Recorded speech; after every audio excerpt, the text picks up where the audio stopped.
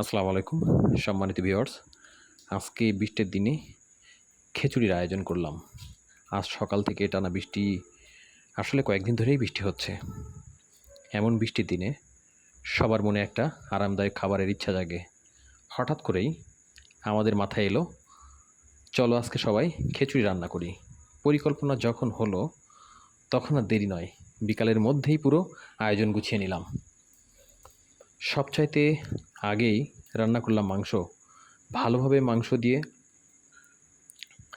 গরুর মাংসটি রান্না করলাম। মাংস রান্না হয়ে গেলে চাল, ডাল এবং সেই মাংস একসাথে তৈরি করলাম খিচুড়ি। খুবই সাদামাটা অথচ মন ভরানো রান্না। খিচুড়ির রং এতটাই সুন্দর ছিল যে দেখলেই খেতে ইচ্ছে করবে। ভিডিওটিতে দেখলে আপনারাও বুঝতে পারবেন। রান্না শেষে খেতে বসলাম সবাই এবং মুগ্ধ হয়ে গেলাম। অসাধারণ খাদ্য, অসাধারণ স্বাদ। প্রায় ৮ থেকে ১০ জন একসাথে খেলাম। খাওয়ার পরে আরও ৫-৭ জনের খাদ্য বেঁচে গেল।